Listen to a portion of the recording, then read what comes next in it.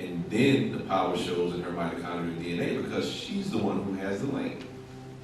You can't pass it on. The male doesn't have the ability to pass that on through that mitochondrial DNA. Only she does. So then we're beginning to recognize the power that she has and the significance that she has. And just think about it. It's due. It's overdue. Because for the last 6,000 years, she's been being totally dominated. You follow? And as the master teacher has taught, all the chaos and confusion that's been happening was from men ruling. So now it's just time to reverse it and give her her proper due. Because this is how we operate in this day and time. Does that make sense? Now I wanted to make sure I touched your other question when you were talking about Pawut. If you go to, do you have your all expanded on hand? That's right. All right, let me just read a few verses from that. Because remember how I said it's Pawut and I just let it be right there? This is how it says it right here in Pastor Right. Likum, my beloved Wu-nuwaupu, my jewels, know this, Pawut, all expanding, omniverse, the whole, the omni, entirely, every one, not of an amount, yet the one, Pawut, all, not one and all, just all, just one, and just existing, not of or from, Pawut, the all, is of is, while Pawut, all is, just is. So in answering your question the way that I was saying earlier, and I said, it's in Pawut. It's because Pawut just is. Everything else that exists in it is of is. You follow? That's what's in your first 4 verses on that. And it's funny because it's like, in our mind, it becomes complex, but simply, it just is what it is. And it is. Sacred Wisdom of Tahuti starts to go further into it if we want to get some more breakdown for that. But Pastor Rack just made it simple. You follow?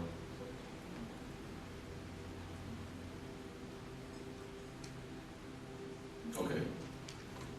He wrote this down on the board, dealing with the mitochondrial, so that what my brother was saying earlier, we'll be able to bring it back around full circle.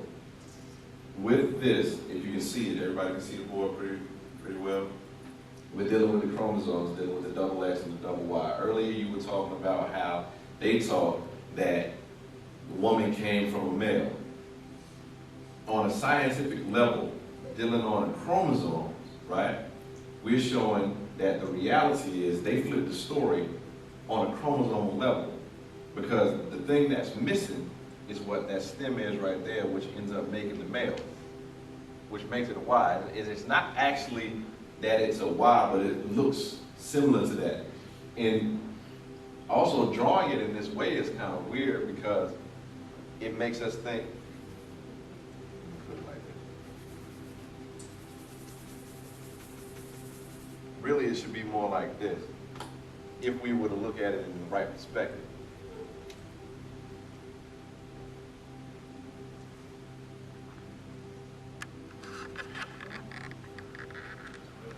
Because when you're looking at that chromosome makeup, and it should probably be a little smaller than that, the reality is the Y that ends up making up the male is actually 5 times smaller than the X chromosome.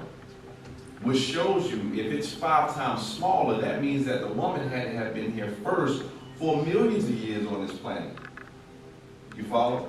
Before there was even a Y made, which is a defected X.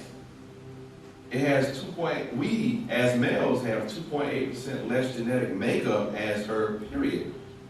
You follow? So we're incomplete females.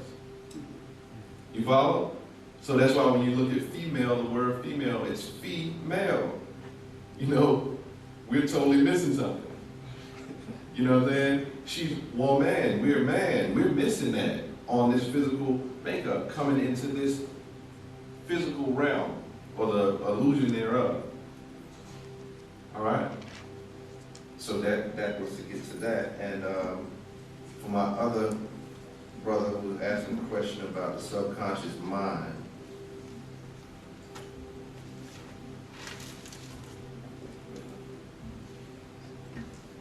okay, going to chapter 7 of Living Soul, tablet 26 of the mind, so that we can get a little bit more clarity into what the mind is. Okay, verse 3 to verse 10, it says, the mind is neither visible nor tangible. It exists not in the physical body, as does the brain, but in the spiritual plane, or what's called the mental plane. Its magnitude cannot be measured, for it carries all feelings, ideas, and impressions from this life, as well as intuitive knowledge of what is to come.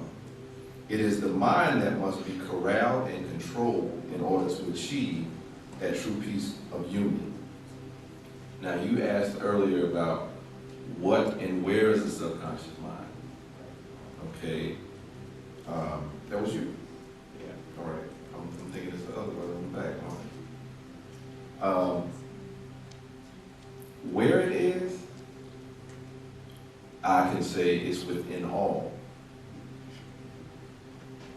You follow? When I say conscious and subconscious, when we make a distinction between that, your conscious mind will be that part of you which, like it says in the Wu-nuwaupu lesson, if you look up Wu-nuwaupu lesson number 4, it's called acceptance, right? It talks about the fact that your consciousness, when you're every day we're operating, we're thinking about, okay, how am I going to pay this? How am I going to do that? Oh, this light is red, I need to stop. All these people, what are they driving like this for?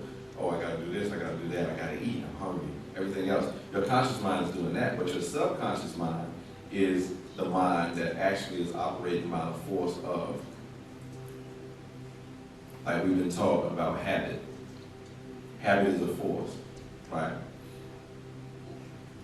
We think, sometimes we end up thinking negatively, right? If you make a habit of thinking negatively, what's happening is you actually implanted that into your subconscious mind, which creates this ongoing thing for you to do, which then what ends up happening is it creates that qadar, or that fate, based on that negative thought. So you have to literally be able to create the new habit within yourself, because the subconscious mind is just that, below conscious. Subconscious is below your conscious thinking, but you can affect it by getting into doing a habit or changing a habit. You follow? And then when you change a habit, what ends up happening is you start to see fate, your fate, be changed based on the fact that now it's operating on its own, if you would, by that force that you created, that new force that you created. So that's the difference between your subconscious and conscious. But like I said, you can't, where is the mind? The mind is in the mental plane, and it exists within all. Simply put. Well, just a question connected with that. Okay. It's about united field of particles. Okay. The mental substance. Yeah. How does that connect with the mind? And I also read in the dimensional shift how extraterrestrials use that to control time and space.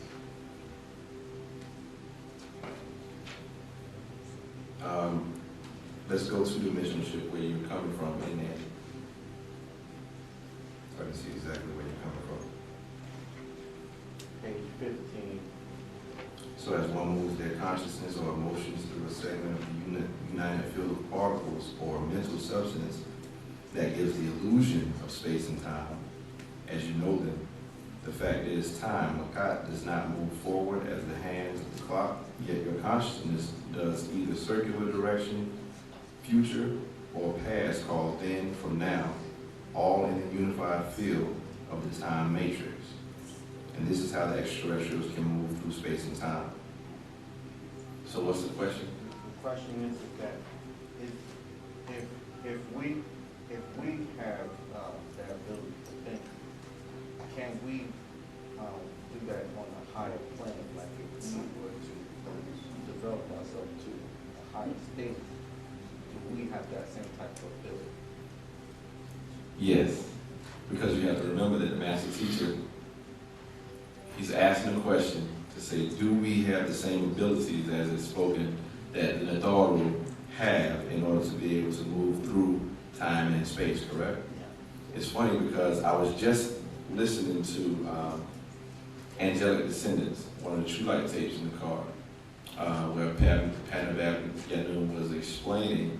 The sister asked him a question. She said, are you Melchizedek? He said, yes. And then she said, oh, so you're the angel Michael? He said, yes. And then she said, so I talked to an angel today, right? And it was like she was going to leave it right there. He said, but hey, he said, but you have to understand that you also are an angel. You just fallen from grace, if you would. And what he's here to do is to show you, if you will listen, he's here to show you who you are so that you can re-access the powers in you.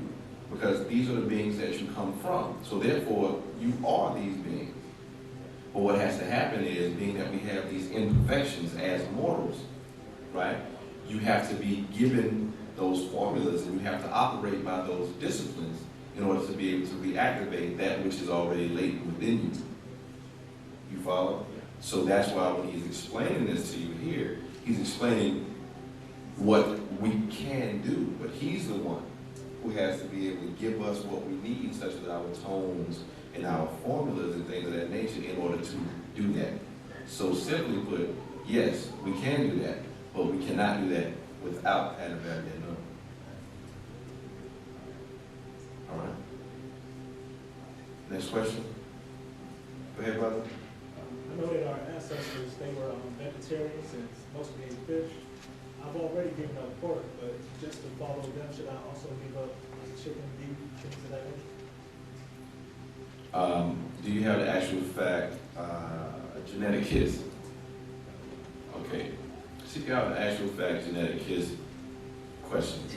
I'm sorry, internet family. He's asking a question about food, saying that he's familiar that our ancestors were vegetarian and things of that nature. He's already given up the swine and the pork, so he no longer has swine on his mind. And he no longer has pork on his fork. But he's saying how our ancestors have eaten fish and things of that nature, and he's wanting to know if he should give up, the beef and everything else as well. Is that correct? All right, so we got you. All right. Yes. First off, our master teacher doesn't tell you what you have to eat. You can eat whatever you want to eat. You follow? It's totally up to you. But as ontologists, what we want to do is we want to understand or overstand, how to control, who and what we are. We take responsibility ourselves. Like he said, what is a God? A God has the ability to respond, right? So that means we're taking personal responsibility first. Now, when you're dealing with blood, there's spirit in the blood. When you read Genetic Kiss, it explains that you have 29 personalities within you. This is coming from your mother's side and your father's side, right? Going back 4 generations, right? So with you, you're dealing with different personalities that are within you right now. You said that's your mate, correct? All right, she has 29 personalities at least within her as well, right? Whenever you two merge, just by a simple kiss, what happens is your DNAs are intertwined. So now you're taking on the personalities of this person as well. What happens sometimes is you have people that come from varying backgrounds and things of that nature. It may come from warring tribes, as the master has explained. And what will happen is within them, they'll be having this internal battle that's got them in a position where it's like, what's going on? But it's warring tribes. When you're dealing with these blood animals, these animals have spirit as well. So what's happening is you could be taking on the personalities of these particular animals. Think about it. boxers. You familiar with boxing, right? A lot of times you see boxers, they don't eat a lot of red meat for their aggression, so they can be more aggressive. You follow? They're wanting to be able to build up a certain energy so that when they get into the ring, it's almost animalistic. They can come off in a sense of being totally in animal nature, animal mode. So unknowing to them, they're literally getting into beast mode because of the food that they eat, as a beast would eat. You follow? Like you want to be like that time when Mike Tyson was talking about he was a tiger, right? You know, and then he bit a man and only bit his ear off and all that, right? It's basically like that. It's really, and I know that we say things, you know, and it seems comical and things of that nature, but it's that type of reality that we're dealing with, and that's just the ontology that we're looking at. You follow? Make sense? Good to go. Next question. Go ahead, brother, because I see you haven't answered. You haven't answered anything. According to the Bible in Genesis, it says the serpent was the most cunning subject beast of the field. Mm-hmm. Now, if he was so cunning, why would he, or it, or whatever, commit a crime and stay at the scene of the crime, wait for the law to show up and get punished? I like when you ask questions, because you be asking questions with an answer. You know, yeah. Basically, the brother said, why, if the serpent was, this is according to the Bible, if the serpent, according to the Bible's interpretation of this story, was the most cunning beast, you know, or the cunning being in that entire environment, why would he stay at the scene of a crime if he knew that he had committed a crime right there? That doesn't sound too cunning, right? Yeah, exactly. I mean, are you just pointing that out to say that that's silly as far as us to believe in religion? Yeah, I'm like asking, like, why is he still there? After God don't punishes Adam, he punished Eve, and he just turned to the serpent. Like, why he still there? What I'll say is this. We have to remember, on this side of things, that this particular interpretation of these collection of stories, right, is actually stolen stories in some areas. Some areas, these stories are stolen, faces are changed, places are changed, names are changed, things of that nature. Other places in here, it's just total bull, right? And there's other gaps in here where things are totally missing, right? When you're talking about that story, talking about that serpent, as our master teacher has explained before, he said, think about it on this side. Did the serpent tell a lie? Did the serpent commit a crime? Because the situation was, the serpent actually told Eve that in the day that you eat thereof, surely you won't die. Did she die? No. So the serpent told the truth, and God told a lie. So now, if you're looking at it from that perspective, God's a liar right there, that particular being. But then when you look further, or you look deeper into stories from our ancestors, it explains how the situation was totally different. And then that serpent that was being talked about, you hear through Sumerian culture being known as Ningishzida. When you get into Egypt, you're talking about Tahuti. And you're dealing with Geb and Mut. It's a totally different situation. So we have to understand that the story in and of itself isn't original. So that's why it doesn't make sense. All right? So with that, I'm going to go ahead and pass the class over to my brother, Wu-Sabat, and